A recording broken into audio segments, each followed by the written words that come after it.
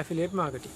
මේ වීඩියෝ එකෙන් මම සම්පූර්ණයෙන්ම කතා කරන්න යන්නේ affiliate marketing ගැන. ඉතින් affiliate marketing ගැන මම කලින් වීඩියෝ එකක් කරා affiliate marketing කියන්නේ මොකක්ද කියලා. ඉතින් මේකෙන් මම කතා කරන්න යන්නේ affiliate marketing කොහොමද පටන් ගන්නේ කියලා. ඉතින් මම දන්නවා දැන් මේ වීඩියෝස් බලද්දි ගොඩක් වෙලාවට affiliate marketing ගැන උනන්දුවක් දක්වන අය ඒ ගැන වඩාත් ඉක්මනට මේ දේවල් කරන්නේ කොහොමද කියලා දැනගන්න කැමතියි. ඉතින් ඒක ගැන තමයි අද කතා කරන්න යන්නේ කොහොමද affiliate marketing පටන් ගන්න කියලා. ඉතින් මේක ගැන කතා කරන්න කලින් මම කැමතියි මතක් කරන්න මගේ Facebook group එකත් එක්ක join වෙන්න. ඒකේ link එක මම දාලා තියෙනවා video description එකේ. ඒ වගේම මේ දවස්වල SEO course එකක් ආරම්භ කරලා තියෙනවා. ඉතින් ඒකත් එක්ක join වෙන්න පුළුවන් කැමති අයට. ඒ ගැනත් විස්තර දාලා තියෙනවා Facebook group එකේ. ඉතින් link එක දාලා තියෙනවා video description එකේ. කැමති අයට ගිහිල්ලා ඒක join වෙලා කරන්න පුළුවන්. ඉතින් මේ වීඩියෝ එක ගැන කතා කරද්දී අද මම අදහසක් ගන්න යන්නේ කොහොමද affiliate marketing පටන් ගන්න. ඉතින් මේ ගැන කතා කරද්දී අපිට වැදගත්ම දේ තමයි affiliate marketing කරන්න ඔයාලට අනිවාර්යයෙන්ම ඔයාලා තෝරගෙන ඉන්න වෙනවා යම්කිසි product එකක්. එහෙම නැත්නම් මොකක් හරි service එකක්. මොකද අපි ඒ වගේ දෙයක් සම්බන්ධ කරගෙන තමයි අපි affiliate marketing කරන්න ඕනේ. මොකද දැන් අපි Google AdSense නැත්නම් වෙනත් ad network එකක් කරා මුදල් උපයනවා වගේ නෙමෙයි. මොකද එතකොට නම් අපිට ඕන දෙයක් ගැන content එකක් ලිව්වා, website එකක් හදුවා, traffic එක ආවා, ad click වුණා නම් අපිට මුදලක් එයි. නමුත් ඒ විදිහට කරන්න බෑ මේකෙදි. මේකෙදි අනිවාර්යයෙන්ම ඔයාලට මොකක් හරි product එකක් තියෙන්න වෙනවා මේ sell කරගන්න පුළුවන්. ඉතින් ඒ නිසා ඉතින් අපිට ඉස්සල්ලා තීරණය කරන්න වෙනවා අපි මොන වගේ product එකක්ද affiliate marketing කරන්න එහෙම නැත්නම් තෝරගන්න. අපිට මේ product එකක් වුණාට product එකක්ම වෙන්න ඕනත් නෑ. සමහරලාට service එකක් වෙන්නත් පුළුවන්. දැන් අපි ගත්තොත් affiliate marketing තියෙනවා සමහරලාට sign up වගේ දේවල් වුණාමත් අපිට ගෙවීම් කරනවා. ඉතින් ඒ වගේ දේවලුත් තියෙනවා. ඉතින් ඒ නිසා අපි මොකක් හරි මේ වගේ දෙයක් ඉස්සලා තෝරගෙන ඉන්න වෙනවා.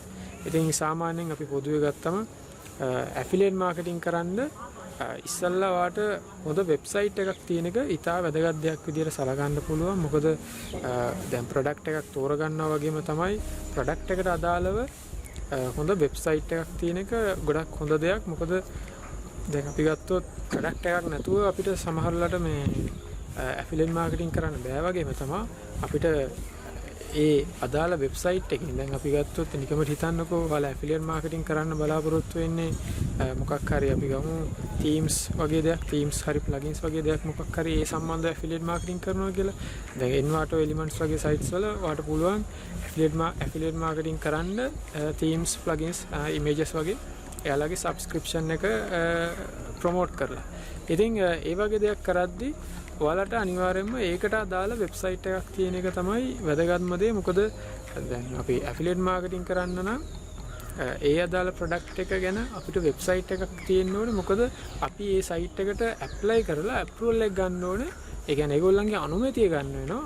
මම මේ ඔයාලගේ ප්‍රොඩක්ට් එක ප්‍රොමෝට් කරන්න සහ ඇෆිලියේට් කෙනෙක් විදියට මගේ වෙබ්සයිට් එකේ එයාලගේ ලින්ක්ස් දාගන්න අනුමැතිය ලබා ගන්න වෙනවා. දැන් අපි දැන් Google AdSense වගේ කරන කට්ටිය ගොඩක් ඉන්න නිසා දැන් ඔයාලා වෙබ්සයිට් එකක් හදුවේ පළිට ඔයාලට ඇඩ්ස් දාගන්න බෑනේ. එතකොට ඔයාලා ඇප්ලයි කරලා අප්‍රූවල් එක අරගෙන ඔයගේ දේවල් ටිකක් තියෙනවනේ. ඉතින් මේකෙදිත් ඒ වගේ දේවල් ටිකක් තියෙනවා ඇෆිලියේට් මාකටිං කරන්න කලින්.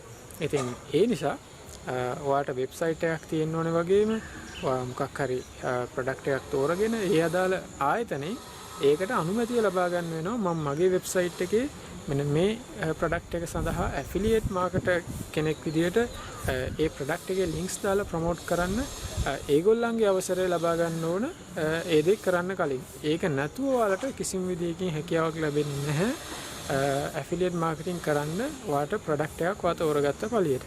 ඉතින් මේකෙදි වැදගත්ම දේ තමයි දැන් ඔයාලට වෙබ්සයිට් එකක් තියෙනකොටත් ඔයාලට ඇෆිලියේට් මාකටිං කරන්න පුළුවන්. ඒ වගේම තමයි මේකෙදි දැන් අර වෙබ්සයිට් එකක් විතරක් තියෙන්න ඕනි කියලා එකක් නැහැ. දැන් YouTube channel එකක් තිබ්බත් පුළුවන්. සමහරවිට ඔයාලට ඊමේල් මාකටිං වගේ දේවල් කරන්න පුළුවන්. social media profile තියෙනවනේ ගොඩක් ලොකු. එතකොටත් ඔයාලට පුළුවන් ඇෆිලියේට් මාකටිං කරන්න. ඒක බාධාවක් වෙන්නේ නැහැ ගොඩක් කම්පැනිස් වලින්. දැන් සමහර වෙලාවට සමහර කම්පැනිස් ඒගොල්ලෝ නීති දාලා තිනවා සමහර ක්‍රම ඔස්සේ විතරයි ඒගොල්ලන්ගේ ප්‍රොඩක්ට් ප්‍රොමෝට් කරන්න දෙන්නේ. ඉතින් උදාහරණයක් විදිහට ගත්තොත් සමහර අය කැමති YouTube එකේ වීඩියෝස් විදිහට විතරක් එයාලගේ ප්‍රොඩක්ට් ප්‍රොමෝට් කරන්න. සමහර අය කැමති වෙබ්සයිට් එකේ කන්ටෙන්ට් විදිහට විතරක් ප්‍රොමෝට් කරන්න. ඉතින් සමහර අය කැමති මේ ඔක්කොම ක්‍රමවේදයන් ඔස්සේ ප්‍රොමෝට් කරනවට. ඉතින් දැන් ওই වගේ තියෙනවා. ඉතින් ඒ නිසා අපි ඉස්සෙල්ලා දැනගෙන ඉන්න වෙනවා අපි තෝරගන්න ප්‍රොඩක්ට් එක මොකක්ද. සහ ඒක කොහොමද ඒගොල්ලෝ ප්‍රොමෝට් කරන්න දෙන්නේ කියන කාරණා ගැන පොඩ්ඩක් සැලකිල්ලක් දක්වන්න වෙනවා.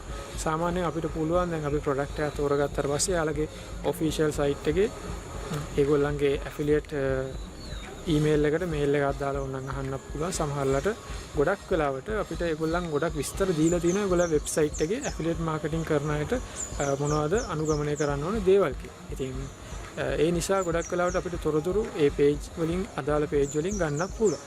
ඉතින් ඒ අදාළ පේජ් වල නැති දේවල් ඔයාලට මේල් එකක් දාලා අහගන්නත් පුළුවන්. ඉතින් ඒක එච්චර බාධාවක් වෙන්නේ නැහැ කොහොම හරි. ඉතින් කොහොම හරි වැදගත්ම දේ ඇෆිලියේට් මාකටිං කරන්න තරම් සුදුසු ප්‍රොඩක්ට් එකක් තෝරගෙන ඉන්න ඕන සහ ඒ ප්‍රොඩක්ට් එකට අදාළව ඔයාට YouTube channel එකක් වෙබ්සයිට් එකක් වගේ දෙයක් තියෙන්න ඕනේ. ඉතින් මේ දැන් අපි ප්‍රොමෝට් කරන ක්‍රමවේදය ගැන කතා කරද්දී විශේෂයෙන්ම ඇෆිලියේට් මාකටිං කරද්දී ගොඩක් වෙලාවට ගොඩක් කම්පැනිස් අප්‍රූවල් එක දෙන්නේ වෙබ්සයිට් එකක් තියන අයට තමයි ඇත්තටම. සමහර අවස්ථාවන් වලදී YouTube channel එකක් විතරක් තිබ්බත් දෙනවා. නමුත් ගොඩක් අවස්ථාවන් වලදී වෙබ්සයිට් එකක් තියෙන එක එයාලා වැඩි සැලකිල්ලක් දක්වලා බලනවා. ඉතින් ඒ නිසා දැන් YouTube හරහා ඕනනම් ඔයාලට ඇෆිලියේට් මාකටිං කරන්න පුළුවන්. නමුත් වෙබ්සයිට් එකක් හදාගෙන ඉන්න එක ගොඩක් පහසු වෙයි. මොකද අප්‍රූවල් එක ගද්දි. අප්‍රූවල් එක ගත්තට පස්සේ නම් ප්‍රශ්නයක් නැහැ. ඔයාලා කොහොමද ප්‍රොමෝට් කරන්න කියන එක ගොඩක් ප්‍රොඩක්ට්ස් වලට. ඒගොල්ලෝ විශේෂ නීතියක් දාලා තිබ්බේ නැත්තම් ඔයාලට නිකන් කාට හරි නිකන් කටින් මෙසේජ් එකක් දාලා කියලා හරි ඔයාලට ඒ විදිහට සේල් එකක් ගන්න පුළුවන් නම් සයින් අප් එකක් ගන්න පුළුවන් නම් ඒ අදාළ දෙයට ඒත් ඔයාලට කමිෂන් එක හම්බ වෙනවා. ඉතින් ඒක අදාළ වෙන්නේ ගොඩක් වෙලාවට අප්‍රූවල් ප්‍රොසෙස් එකේදී තමයි වෙබ්සයිට් එකක් තිබීම අනිවාර්ය සාධකයක් විදියට ගොඩක් කම්පැනිස් බලන්නේ. ඉතින් දැන් ඇෆිලියේට් මාකටිං ගැන කතා කරද්දී තවදුරටත් ඔයාලට ප්‍රොඩක්ට් එකක් ඔයාලට තෝරගන්න පුළුවන් වගේම තමයි දැන් ඒ අදාළ කෙලින්ම ඒ ඔෆිෂියල් සයිට් එකෙන් ඒ ගනුදෙනුව කරන්න පුළුවන්. ඒ වගේම තමයි දැන් සමහර කම්පැනිස් තියෙනවා ඒගොල්ලෝ කෙලින්ම යාලා ඇෆිලියේට් ප්‍රෝග්‍රෑම් එකක් ඒගොල්ලෝ දෙන්නේ නැහැ. ඒගොල්ලෝ දෙන්නේ වෙනත් කම්පැනිස් හරහා. ඒ කියන්නේ නිකන් අතරමැදි කම්පැනිස් හරහා තමයි ඇෆිලියේට් මාකටිං කරන්න අපිට අවසරය දෙන්නේ. ඉතින් එතකොට අපිට සිද්ධ වෙනවා ඒ අතරමැදි ආයතන සමග ගනුදෙනු කරලා ඒ වැඩේ කරගන්න. මොකද සමහර වෙලාවට සමහර කම්පැනිස් ගොඩක් වෙලාවට සමහර ඒව තියෙනවා ෆේමස් නැති ඒව තියෙනවා.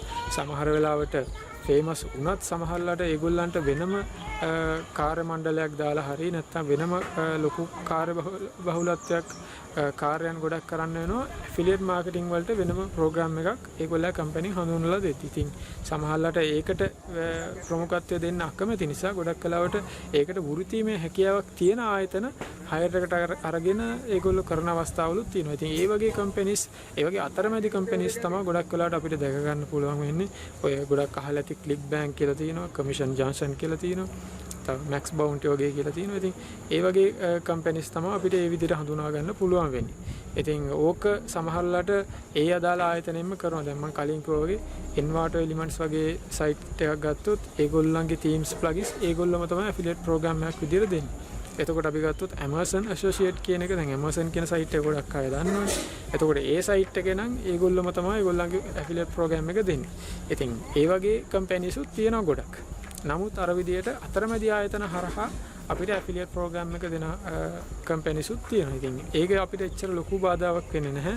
අර ගොඩක් වෙලාවට ඒ ආයතනයේ පහසුව සඳහා සහ ඒ ආයතනයට අවශ්‍ය සේල්ස් ප්‍රමාණය සමහරවිට වැඩි කරගන්න අර කම්පැනිස් වලින් ගොඩක් ඒගොල්ලන්ගේ ඉන්න නිසා ඇෆිලියේට් කරන අය ගොඩක් ඒගොල්ලන්ගේ ආයතන වලට එක්කව වෙලා ඉන්න නිසා ඒගොල්ලන් ගොඩක් වෙලාවට අර වගේ කම්පැනිස් යොදා ගන්නත් උත්සාහ කරන අවස්ථාවල් තියෙනවා. ඉතින් මේ වගේ විවිධ හේතු මත ඒ වගේ අතරමැදි ආයතන යොදා ගන්නවා. අපිට ඒක කොහෙන්ම එච්චර වැදගත් සාධකයක් වෙන්නේ නැහැ. ලොකුවට සලකා බලන්න කොහොම හරි අපිට තියෙන්නේ හොඳ ප්‍රොඩක්ට් එකක් තෝරගන්න සහ ඒකට අදාළ ආයතනයේ අපිට අප්‍රූවල් එක ගන්න වෙනවා. ඉතින් අප්‍රූවල් එක ගන්න එක තමයි පොඩ්ඩක් ප්‍රශ්නයක් වෙන්නේ.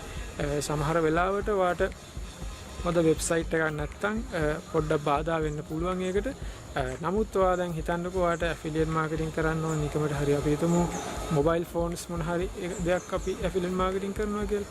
එතකොට ඒ වගේ දෙයක් කරද්දී ඔයාට ඒකට අදාළ වෙබ්සයිට් එකක් තිබ්බනම් ගොඩක් වෙලාවට කිසිම කරදරයකින් නැතුව අප්‍රූවල් එක දෙනවා. ඒකට ට්‍රැෆික් කොච්චරක් එනවද අනම් මනම් බලන අවස්ථා ගොඩක් අඩුයි. ඉතින් ඒ වගේ දේවල් බැලෙන්නේ නැහැ සාමාන්‍යයෙන්. බොහෝ විට හොඳ කන්ටෙන්ට් එකක් තියෙන වෙබ්සයිට් එකක් තියෙනවා නම් ඔයා ඇෆිලියේට් මාකටිං කරන්න යන ඒ ප්‍රොඩක්ට් එකට අදාළව ගැලපෙන මේ වෙබ්සයිට් එකක් තියෙනවා නම් ඒක තමයි ගොඩක් වෙලාවට අවශ්‍ය වෙන්නේ. ඉතින් ওই වගේ කරුණු කාරණා ටිකක් තමයි තියෙන්නේ ඇෆිලියේට් මාකටිං කරද්දී. ඉතින් මේකෙදි අප්‍රූවල් ප්‍රොසෙස් එක කියලා එහෙම ලොකුවට දඟලන්න දෙයක් නැහැ. ගොඩක් වෙලාවට ඔයා අර විදියට හොඳ කන්ටෙන්ට් එකක් තියෙනවා නම් කරදරයක් නැතුව අප්‍රූවල් එක කරනවා සහ අප්‍රූවල් එක වුණාට පස්සේ පහුදා ඉඳලා ඔයාට වැඩ පටන් ගන්න පුළුවන් කිසිම කරදරයක් නැතුව. ඉතින් ගෙවීම් වෙන්නේ ගොඩක් වෙලාවට ප්‍රොසෙස් එකක් විදියට ඔයාට ඔයාගෙන් ප්‍රොඩක්ට් එක ප්‍රොමෝට් කරාට පස්සේ ඒ ලින්ක් සරහා ඔයා දාලා තියෙන ලින්ක් සරහා ගිහිලා කවුරු හරි ගත්තොත් එතකොට ඒකට අදාළ කමිෂන් එකක් හම්බ වෙනවා. සමහරවල් පර්සන්ටේජ් එකක් විදිහට හම්බ වෙන්න පුළුවන්.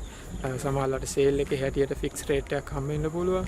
සබ්ස්ක්‍රිප්ෂන් එකේ හැටියට ෆික්ස් රේට් එකක් හම්බ වෙන්න පුළුවන්. සමහර කම්පැනිස් වලින් අපි ඒ යවන ට්‍රැෆික් වලට කියන්නේ ඒවට කියන ලීඩ්ස් කියලා. ඒ ලීඩ්ස් වලට පොඩි මුදලක් ගෙවනවා සමහර කම්පැනිස් වලින්. ඒ වගේ කම්පැනිස් නම් ගොඩක් වෙලාවට අඩුයි. ගොඩක් කම්පැනිස් ගෙවන්නේ මොකක් හරි සබ්ස්ක්‍රිප්ෂන් එක මොකක් හරි කියන්නේ ඇක්ෂන් එකක් ගන්න ඕනේ. කියන්නේ බයි කරනවා වගේ ඇක්ෂන් එකක් ගත්තොත් තමයි ගොඩක් වෙලාවට කමිෂන් එක හම්බෙන්නේ. ඉතින් ඔය වගේ කරුණු කාරණා ටිකක් තියෙන්නේ ඇෆිලියේට් මාකටිං ගැන කතා කරද්දී. මේක පටන් ගන්න අනිවාර්යයෙන්ම ඔයාලා තේරුම් ගන්න ඕනේ දේ තමයි ඔයාලා ප්‍රොඩක්ට් එකක් තෝරගන්න. ඒ වගේම තමයි ඒකට අදාළ හොඳ වෙබ්සයිට් එකක් හදාගන්න. ඒක තමයි හොඳම දේ. ඔයාට YouTube channel එකක් තියෙනවා නම් ඒකෙනුත් ගොඩක් වෙලාවට සමහර කම්පැනිස් අප්‍රූව් කරනවා. නමුත් සමහර ඒවා කරන්නේ නැහැ. ඉතින් වඩාත් හොඳයි ඔයාට වෙබ්සයිට් එකක් තියෙනවා නම් අර අප්‍රූවල් ප්‍රොසෙස් එකේදී කිසිම බාධාවක් නැතුව එතකොට ඔයාට වැඩේ කරගන්න පුළුවන්. ඉතින් ඔයාට මේ වගේ ප්‍රොඩක්ට්ස් හොයාගන්න ඕන නම් ඒවත් හොයාගන්න පුළුවන්. අර මම කිව්ව ක්ලික් බැංක් කමිෂන් යාසන් වගේ සයිට්ස් වලට ගිහිල්ලා ඒවැනුත් ඔයාට ගෙලින්ම ගිහිල්ලා සර්ච් කරලා ප්‍රොඩක්ට්ස් හොයාගන්න පුළුවන්. ඉතින් ඒවැන් හොයාගන්නවා වගේම තමයි ඔයාට ඩිරෙක්ට්ලි ඔයා දන්න කම්පැනිස් ඔයා පාවිච්චි කරලා තියෙන ප්‍රොඩක්ට්ස් වලට අදාළව ඇෆිලියේට් ප්‍රෝග්‍රෑම්ස් ගොඩක් වෙලාවට අපි ඉන්ටර්නෙට් එකේ භාවිතා කරන ගොඩක් දේවල් වලට අදාළව ඇෆිලියේට් ප්‍රෝග්‍රෑම් එකක් තියෙනවා. ඉතින් ඒ සයිට්ස් වලට ගිහිල්ලා ඒගොල්ලෝ ඔෆිෂියල් සයිට් එකනොත් අපිට බලන්න පුළුවන් ඇෆිලියේට් ප්‍රෝග්‍රෑම් එක සම්බන්ධව ඒගොල්ලන්ගේ පේජ් එකක් තියෙද කියලා. ඉතින් ඒ විදිහට බලලා ඒගොල්ලෝ දීලා තියෙන දේවල් මත ඒගොල්ලෝ උපදෙස් දීලා තියෙන විදිහට අපිට ඒවා රෙජිස්ටර් වෙලා අපිට පුළුවන් ඇෆිලියේට් මාකටිං කරන්න පටන් ගන්න. ඉතින් ওই විදිහට තමයි තියෙන්නේ මේකෙදි.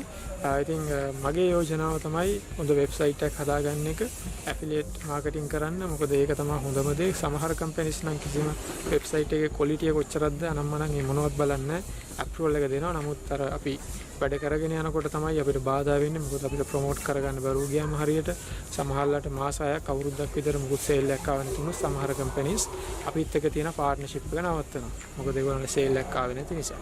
ඉතින් ඒ වගේ දේවලුත් තියෙනවා. ඉතින් පොඩ්ඩක් ඒ ගැන සැලකිල්ලක් දක්වන්න. ඒ නිසා ඔයාට ප්‍රොමෝට් කරන්න පුළුවන් හොඳ ප්‍රොඩක්ට් එකක් තෝරගන්න කියන එක තමයි මගේ යෝජනාව. සහ ඊට පස්සේ ඒකට අදාළ වෙබ්සයිට් එකක්, YouTube channel එකක් හදාගන්න. ඒ වගේම ඔයාට ඊමේල් මාකටිං කරන්න පුළුවන්. තව ඔයාගේ social media profile වලින් ප්‍රොමෝට් කරන්න පුළුවන්. ඉතින් මේ හැම දෙයකින්ම ඔයාට sales වැඩි කරන්න පුළුවන් දේවල් ඔක්කොම කරන්න පුළුවන්. ඒගොල්ලෝ අනුමැතිය දීලා තියෙන ක්‍රමවේදයන් විතරක් භාවිතා කරලා. ඉතින් මේකෙදි කලින් කිව්වා වගේ හොඳ වෙබ්සයිට් එකක් හදාගත්තොත් කිසිම බාධාවක් නැහැ. සහ ඒක ඔයාට Google එකේ රැන්ක් කරලා හොඳ ආදායමක් ලබා ගන්න පුළුවන් සාපේක්ෂව AdSense වලින් හොයනටත් වඩා. ඉතින් මේක තමයි ගොඩක් වෙලාවට බොහෝ රටවල් වල භාවිතා කරන්නේ ආදායම උපයන්න වෙබ්සයිට් එකක් කරන හැමෝම වගේ. ඉතින් දැන් AdSense වගේ දේවල් ලංකාව වගේ රටවල ගොඩක් ප්‍රසිද්ධ වුණාට සමහරවිට AdSense වලට ලොකු ප්‍රමුඛත්වයක් දෙන්නේ නැහැ. ගොඩක් රටවල් වල අය බ්ලොගර්ස්ලා වගේ කට්ටිය මේ විශේෂයෙන්ම වෙබ්සයිට් කරද්දී ඒගොල්ලෝ වැඩි අවධානයක් දෙන්නේ නැහැ AdSense වගේ දේවල් වලට. ඒවා තියෙන ආදායම අඩු නිසා. නමුත් ඇෆිලියේට් මාකටිං වලදී කමිෂන් එක සමහර ඒවා 100%ක් 200ක් විතර ගෙවන ප්‍රොඩක්ට්ස් ඕන තරම් හොයාගන්න පුළුවන් හරියට හොයලා බැලුවොත්. ඉතින් ඒ වගේ අවස්ථාවන් වලදී AdSense වලින් ලබන ආදායමට වඩා ලොකු ආදායමක් හොයන්න පුළුවන් නිසා ගොඩක් වෙලාවට බොහෝ මිනිස්සු විදේශයන් වල ඉන්න විශේෂයෙන්ම ඇෆිලියේට් මාකටිං වලට වැඩි ප්‍රමුඛත්වයක් දීලා තමයි වෙබ්සයිට් හදන්නේ. ඉතින් ඒ ගැන සැලකිල්ලක් දක්වන්න වෙබ්සයිට් එකක් මේ කාලේ සැලසුම් කර ඉන්නවා නම් ඉතින් එහෙනම් අපි තවත් වීඩියෝ එකකින් හම්බ වෙමු.